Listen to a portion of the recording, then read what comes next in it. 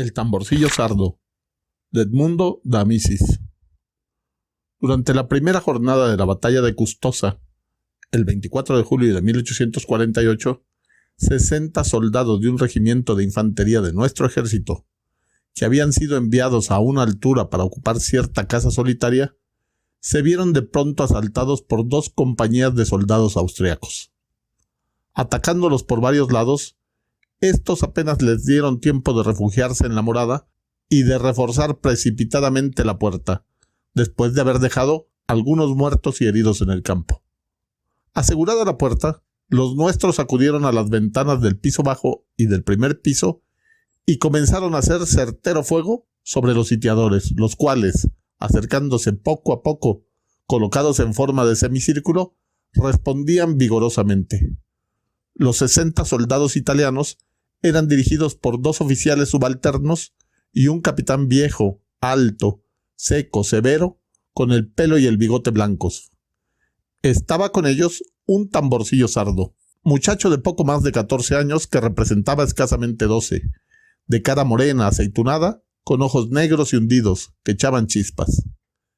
El capitán, desde una habitación del piso primero, dirigía la defensa, dando órdenes que parecían pistoletazos, sin que se viera en su cara de hierro ningún signo de conmoción. El tamborcillo, un poco pálido, pero firme sobre sus piernas, subido sobre una mesa, alargaba el cuello, agarrándose a las paredes para mirar fuera de las ventanas, y veía, a través del humo, por los campos, las blancas divisas de los austriacos, que iban avanzando lentamente. La casa estaba sitiada en la cima de una escabrosísima pendiente, y no tenía por el lado de la cuesta más que una ventanilla alta, correspondiente a un cuarto del último piso.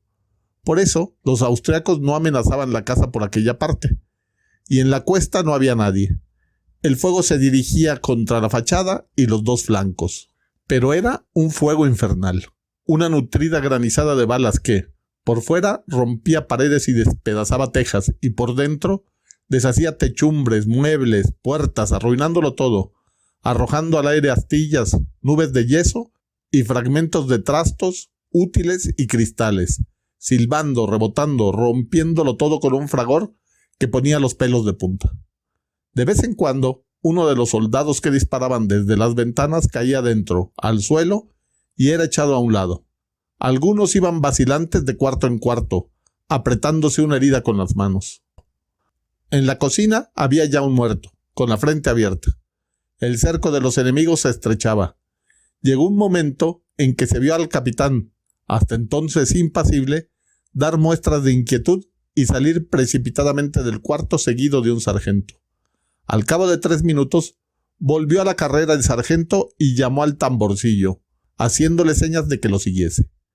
El muchacho lo siguió, subiendo a escape por una escalera de madera, y entró con él en una buhardilla desmantelada, donde vio al capitán que escribía con lápiz en una hoja, apoyándose en la ventanilla y teniendo a sus pies sobre el suelo una cuerda de pozo. El capitán dobló la hoja y dijo bruscamente, clavando sobre el muchacho sus pupilas grises y frías, ante las cuales todos los soldados temblaban: «¡Tambor!». El tamborcillo se llevó la mano a la visera. El capitán agregó: «Tú tienes valor». Los ojos del muchacho relampaguearon. «Sí, mi capitán», respondió. «Mira allá abajo», dijo el capitán llevándolo a la ventana. «En el suelo, junto a la casa de Villafranca donde brillan las bayonetas. Allí están los nuestros inmóviles. Toma este papel, agárrate a la cuerda, baja por la ventanilla, atraviesa a escape la cuesta, corre por los campos, llega donde están los nuestros y entrega el papel al primer oficial que veas. Quítate el cinturón y la mochila». El tambor se quitó el cinturón y la mochila, y se colocó el papel en el bolsillo del pecho. El sargento echó afuera la cuerda y agarró con las 2 manos uno de los extremos. El capitán ayudó al muchacho a saltar por la ventana, vuelto de espaldas al campo. «Ten cuidado», le dijo. «La salvación del destacamento está en tu valor y en tus piernas». «Confíe usted en mí, mi capitán», dijo el tambor saliendo fuera. «Agáchate al bajar», dijo el capitán agarrando la cuerda junto con el sargento. «No tenga cuidado. Dios te ayude». Pocos momentos más tarde, el tamborcillo estaba en el suelo, El sargento tiró de la cuerda para arriba y desapareció. El capitán se asomó precipitadamente a la ventanilla y vio al muchacho que corría por la cuesta abajo. Esperaba ya que hubiese conseguido huir sin ser observado, cuando 5 o 6 nubecillas de polvo que se destacaron del suelo, delante y detrás del muchacho, le advirtieron que había sido descubierto por los austriacos, los cuales disparaban hacia abajo desde lo alto de la cuesta.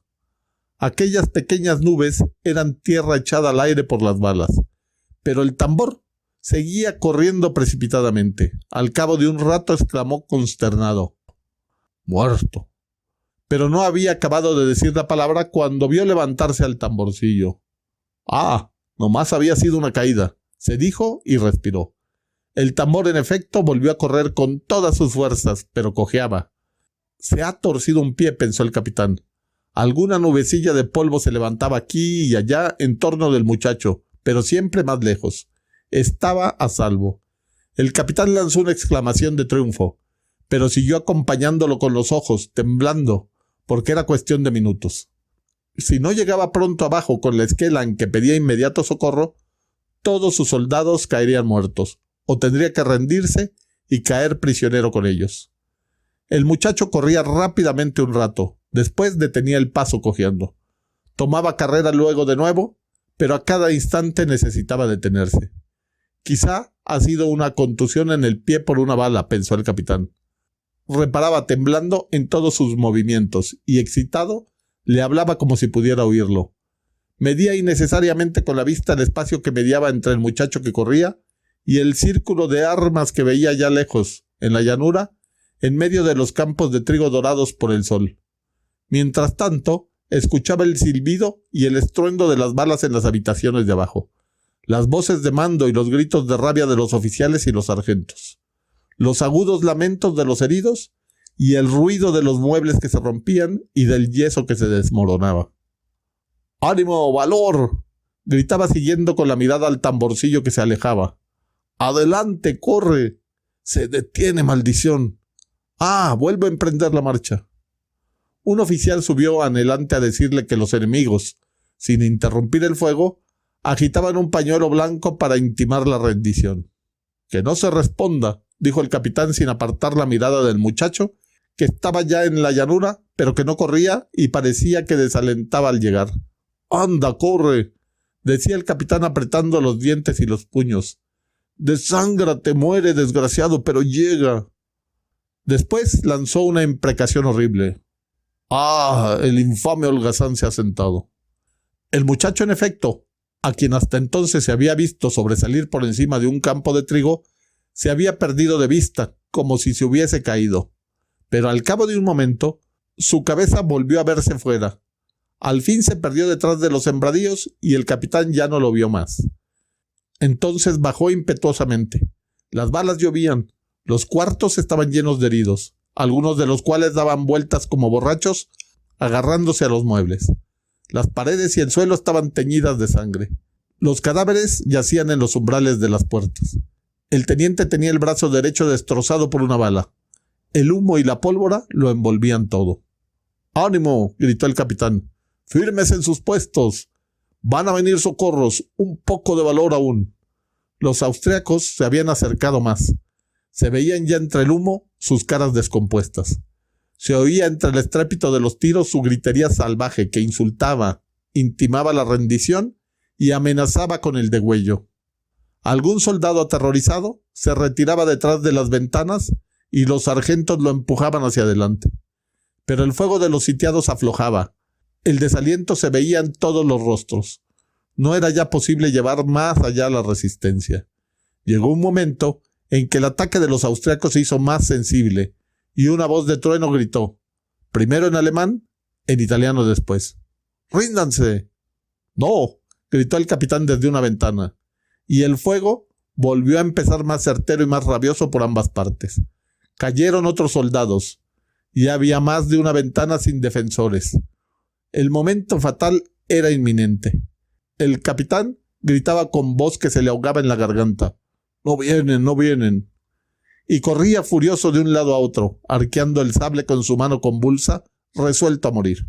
Entonces, Un sargento, bajando de la bohardilla, gritó con voz estentórea: ¡Ya llegan! ¡Ya llegan!, repitió con un grito de alegría el capitán. Al oír aquellos gritos, todos, sanos, heridos, sargentos, oficiales, se asomaron a las ventanas y la resistencia se redobló ferozmente otra vez.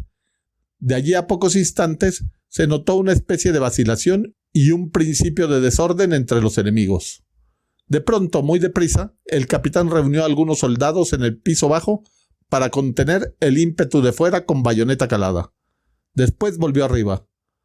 Apenas llegó, oyó un rumor de pasos precipitados, acompañado de un ¡hurra! Formidable, y vieron desde las ventanas avanzar entre el humo los sombreros apuntados de los carabineros italianos, un escuadrón a escape tendido, y un brillante centelleo de espadas que hendían el aire en molinete por encima de las cabezas, sobre los hombros y encima de las espaldas. Entonces, el pequeño piquete reunido por el capitán salió a bayoneta calada fuera de la puerta. Los enemigos vacilaron, se resolvieron y al fin emprendieron la retirada. El terreno quedó desocupado, la casa estuvo libre y poco después 2 batallones de infantería italianos y 2 cañones ocuparon la altura. El capitán, con los soldados que le quedaron, se incorporó a su regimiento, peleó aún y fue ligeramente herido en la mano izquierda por una bala, que rebotó en la bayoneta durante el último ataque. La jornada terminó con la victoria de los nuestros. Pero al día siguiente, habiendo vuelto a combatir, los italianos fueron vencidos a pesar de su valerosa resistencia por un mayor número de austriacos y la mañana del 26 tuvieron tristemente que retirarse hacia el Mincio. El capitán, aunque herido, anduvo a pie con sus soldados, cansados y silenciosos, y llegaron a Goito al ponerse el sol sobre el Mincio. Buscó enseguida a su teniente, que había sido recogido con el brazo roto por nuestra ambulancia y que debía haber llegado allí antes que él. Le indicaron una iglesia donde se había instalado precipitadamente el hospital de campaña. Se dirigió ahí. La iglesia estaba llena de heridos colocados en 2 filas de camas y de colchones extendidos por el suelo. 2 médicos y varios practicantes iban y venían afanados, y oíanse gritos ahogados y gemidos. Apenas entró el capitán, se detuvo y dirigió la mirada a su alrededor en busca de su oficial. En aquel momento se oyó llamar por una voz apagada muy próxima: «¡Mi capitán!». Se volvió. Era el tamborcillo. Estaba tendido sobre un catre de madera, cubierto hasta el pecho por una tosca cortina de ventana, de cuadros rosa y blancos, con los brazos fuera, pálido y demacrado, pero siempre con sus ojos brillantes como 2 ascuas. «¿Cómo? ¿Eres tú?», le preguntó el capitán admirado, pero bruscamente. «Bravo, has cumplido con tu deber». «He hecho lo posible», respondió el tambor. «¿Estás herido?», dijo el capitán buscando con la vista a su teniente en las camas próximas. «¿Qué quiere usted?», dijo el muchacho, a quien daba alientos para hablar la honra de estar herido por primera vez, sin lo cual no hubiera osado abrir la boca ante aquel capitán. «Corrí mucho con la cabeza baja, pero, aunque agachándome, me vieron enseguida. Hubiera llegado 20 minutos antes si no me alcanzan. Afortunadamente encontré pronto a un capitán de Estado Mayor, a quien di la esquela, pero me costó gran trabajo bajar después de aquella caricia. Me moría de sed, temía no llegar ya. Lloraba de rabia, pensando que cada minuto que tardaba se iba uno al otro mundo, allá arriba. Pero en fin, he hecho lo que he podido, estoy contento. Pero mire usted, y dispense, mi capitán, que pierde usted sangre». En efecto, de la palma de la mano del capitán corría una gota de sangre. «¿Quiere usted que le apriete la venda, mi capitán? Deme un momento». El capitán dio la mano izquierda y alargó la derecha para ayudar al muchacho a hacer el nudo y atarlo. Pero el chico apenas se alzó de la almohada, palideció y tuvo que volver a apoyar la cabeza.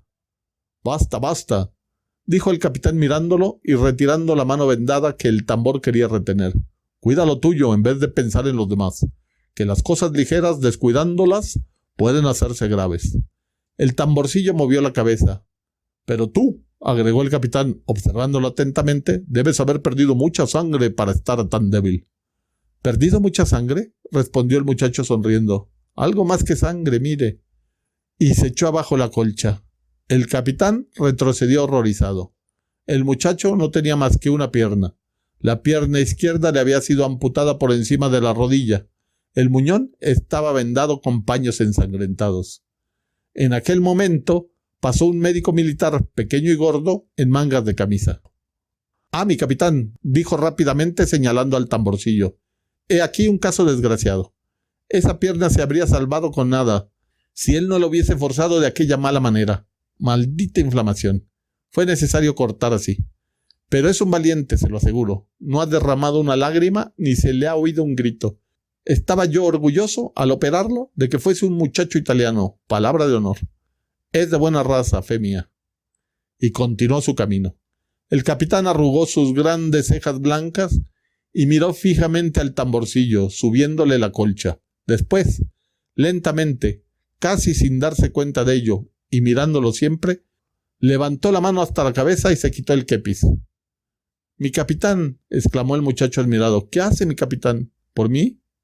Y entonces aquel tosco soldado, que no había dicho nunca una palabra suave a un inferior suyo, respondió con voz dulce y extremadamente cariñosa: «Yo no soy más que un capitán. Tú eres un héroe». Después se arrojó con los brazos abiertos sobre el tamborcillo y lo besó cariñosamente con todo su corazón.